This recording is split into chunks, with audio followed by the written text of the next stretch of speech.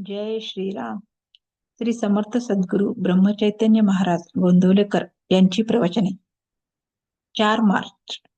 आजचा विषय: प्रपंचाचे स्वरूप समजून घेऊन नामात राहावे. आपले जीवन किती अस्थिर आहे हे लढाईच्या काळात चांगले समजून येते. अशा अस्वस्थतेच्या काळात मनाने घाबरू नये. काळजी न करता शांत चित्ताने भगवन नामात कर्तव्य करीत राहावे. काळजीला म्हणा कारण असे काहीच लागत नाही, कारण ती आपल्या काळजापर्यंत नव्हे काळजापाशीच असते. काळजी करायचीच म्हटले म्हणजे कोणत्याच गोष्टी तिच्यातून सुटत नाहीत. काळजीमुळे मानसिक आणि शारीरिक त्रास होतो. ज्याला काळजी नाही त्याने भगवंत आपलासा करून घेतला हे समजावे. भगवंतावर पूर्ण विश्वास टाकून तुम्ही काळजी करण्याचे एकदम बंद करा.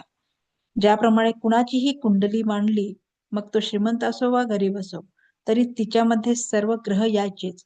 त्याचप्रमाणे जन्मलेल्या प्रत्येक प्राण्याला सर्व विकार असायचेच.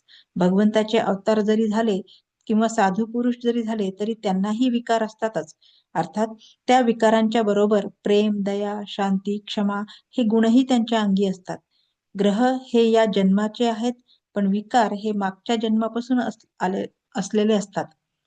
या विकारांना वश न होता म्हणजेच त्यांचे नियमन करून गुणांचे संवर्धन करणे हे प्रपंचात मनुष्याला शिकायचे असते. कुटुंबातल्या व्यवहारामध्ये प्रत्येक घटनाने आपापले स्थान ओळखून असावे.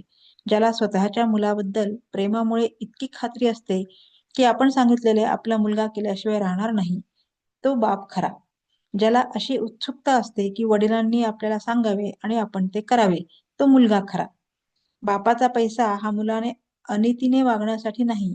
जो मुलगा अनितीने वागतो त्याला बापाने पैसा देऊ नये. ज्याप्रमाणे वर बसणाऱ्यांची मांड पाहून घोडा दांडगाई करतो, त्याचप्रमाणे बापाचे पाणी ओळखूनच मुलगा वागतो. गृहिणीने स्वतः स्वयंपाक करून घरातल्या माणसांना जेवायला घालावे.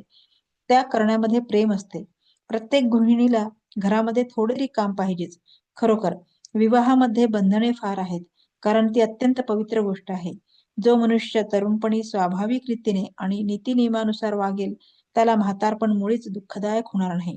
आज ज्याने वागण्याचा निश्चय केला त्याचे मागले पुचलेस. भगवंत रोज संधी देतो आहे. आज सुधारले आणि कालचे पुन्हा केले नाही म्हणून पूर्वीचे नाहीसे होते. हीच संधी.